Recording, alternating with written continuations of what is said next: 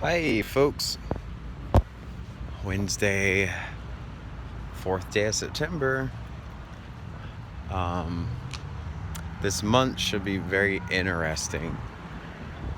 Not like I know everything or I see the future, but hang in there. Um, it's definitely a calm before the storm. There's so much to catch up on. Like I see so many different, videos, and I know we're in ascension and blah blah blah blah blah. Okay, what else is new? But sometimes I like to just naturally go through these things. Sometimes I like to just feel my own body and not being told too much. That's why I really value when natural people, such as like my friend Carmela, would share something, but it's from a natural standpoint. It's not like a video from some, like N5D website or whatnot. Like, it's best coming from a raw and authentic perspective. So moving forward, I just had a workout in my class right now, so pooped. But I wanted to share with everybody about my last video was about Kaepernick and Nike, and it was clear as day what is happening, and it seems as though control opposition is in full effect. We're seeing the Purge movie coming to real life. I wonder if the 3 days of darkness are going to be somewhat associated with this, manipulating people. Because when you tell a mass group of people to boycott something, you don't give them an instruction manual on how or what to boycott, why, the reasons why specifically, they're just going to run amok. But I know, I don't like to say, black people, but there's many people who died years ago because they were boycotting labor and boycotting being used. That's the real term. Okay, it's when you refuse to do something. And there's this quote I saw yesterday about Harriet Tubman. How was it Harriet Tubman? Yeah. How she refused to move her out of her seat on the bus. She had to sit in the front, which many people get wrong. She actually challenged me one day. She was saying it wasn't about her race or color, it was about her vote. And it's sad that no one will ever know. No one will know that it's because anytime when, let's say if you were a slave, you had your master, and you were allowed to vote because you worked for your master. Your master was Republican back then. So that's what transpired into Martin Luther King being Republican. And you see a lot of black people, I don't like to say African Americans, I'll explain that in another video. We didn't come from Africa. We came from the tribe of the kingdom of Beersheba in Israel. That's where we came from. You can tell by our nose. I'm very, very intelligent, you guys. I watch, learn, listen, and I study a lot. But I'd rather not pull out the book and read, because that's someone else's theology. I have my own. You just compare and contrast. You look at maps, you look at timelines and whatnot, and it's clear as day when you see it. But navigating, Harriet Tubman, she, or was it Rosa Parks? I'm sorry. I got my figures mixed up. Rosa Parks. She refused to go to the back of the bus. Where did Harriet Tubman come from? Oh, I just had a Mandela effect. Who was who? You guys ever had that happen to you? Anyway, I got to look up. I know it was Rosa Parks. Because here in Los Angeles, we have a bus. A green line is what they call it. It's a train station. And they call it the Rosa Parks station. It's not funny, but it is, because it's like something so wrong it's like in your face in public. And then the smaller, more irrelevant, stupid things like a Nike ad causes the biggest uproar in the world.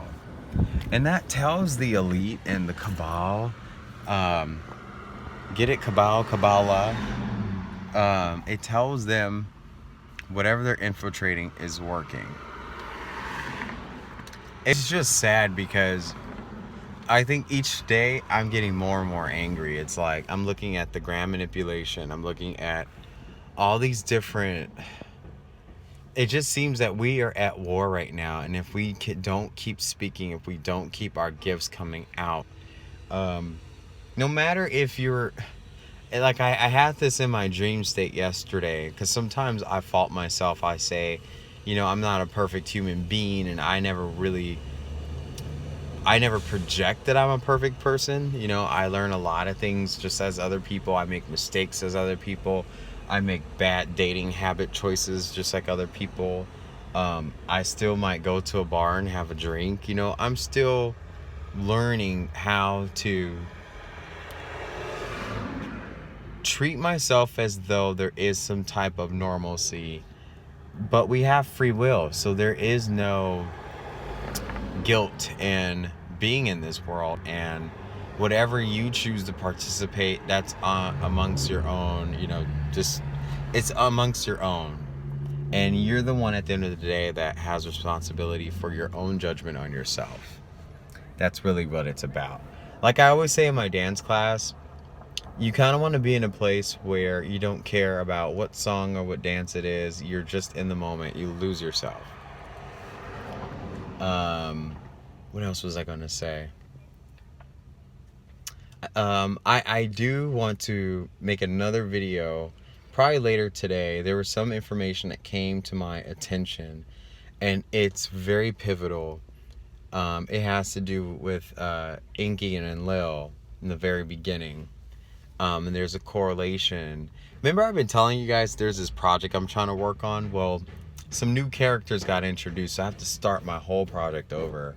So I'm going to make an assumption chart of who these characters are and how these characters basically are still here in a frequency through people. And that's what I wanted to tie in with my whole discussion with people might see football and Kaepernick, or they see Trump in politics, but then underneath it all, there's Enlil and Inky, and the two brothers, the Cain and the Abel, the karma of... Sorry, there's someone hammering away. This message has to come out. You see the Cain versus Abel. You see the two bloodlines of Abraham competing with each other. You seeing I'm sorry to say it, as Roseanne said, you see the brotherhood of Muslim Brotherhood, but I don't take it as they're the enemy. You have Palestine and Israel, and so who is who in this game, and who is the one hiding? It's the wolf in sheep's clothing that people keep forgetting, that in order to boycott and convict and to locate the suspect, first you have to find out and determine who is the wolf in sheep's clothing. And the wolves, the pack, they're trying to paint your president out to be the main wolf. But what the president is doing is he's revealing that he's not a perfect person, so therefore he's not the wolf in sheep's clothing. Wolf in sheep's clothing interprets as someone who looks like a peacemaker and someone of this light of the world, but then underneath it all, they're infiltrating something on a larger scale, which is why Roseanne did that jab a month ago, because we saw a peaceful, loving, kind man on the outside, but then was signing $121 million to Palestine for a reason, who lost, $500 billion of AR-51s to Yemen, allegedly. So, and also, too, people, they always say Russia hacking, corruption, Trump's the devil, he's a moron.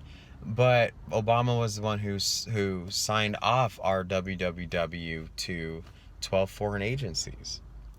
I mean, if you were here on the YouTube platform as a spectator, you would have learned these truths. Your regular news, local news won't tell you. So that's really hard, of having discernment and having the gut feeling to know these things are they are for real. And it's kind of scary. Like, you think about what kind of world do we live in where all this is going on right now. It is just baffling. Baffling. I'm digressing. I digress. Anyway, I hope you guys have a wonderful day. I wanted to quickly